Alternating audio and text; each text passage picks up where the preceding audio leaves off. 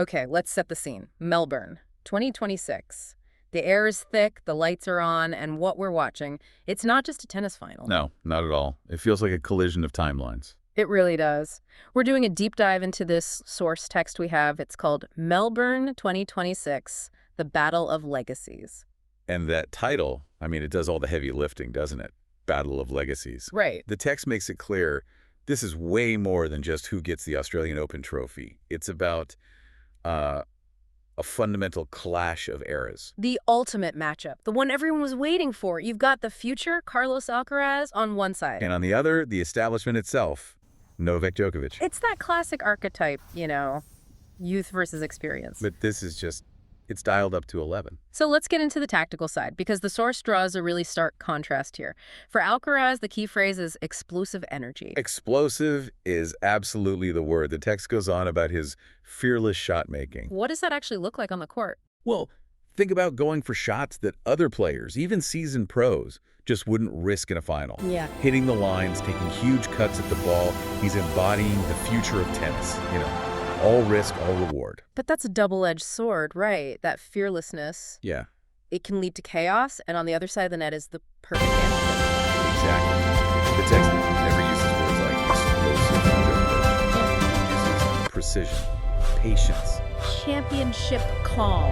I love that phrase from the dossier. It's perfect.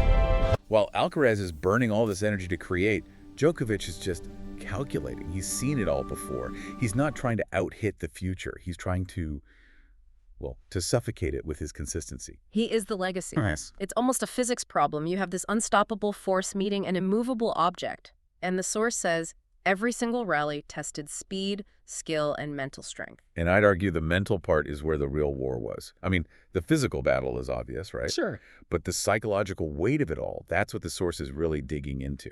Because the stakes felt existential, the dossier frames it as legacy versus the future. For Djokovic, it's like, hold the line one more time. And for Alcaraz, it's about breaking down the door. And you could feel that tension. The text describes it so well. One court, one title. It calls it a moment of tennis history. That's such a key point. It's saying the event itself, just seeing these two peaks collide, that was the story. It's so rare, isn't it? Usually the legend is fading just as the But here, they met right at the summit. It's something you just don't get to see very often. So, to kind of wrap this up, Melbourne 2026 wasn't just another Grand Slam final. It was a test.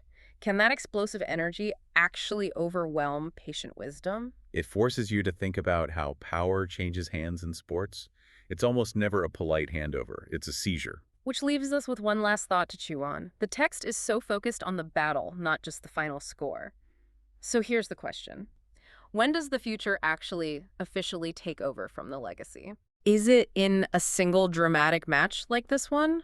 Or is the changing of the guard something much slower, something you don't even realize has happened until you look back years later? It's the difference between a moment and an era. Something to think about. Thanks for listening to this deep dive.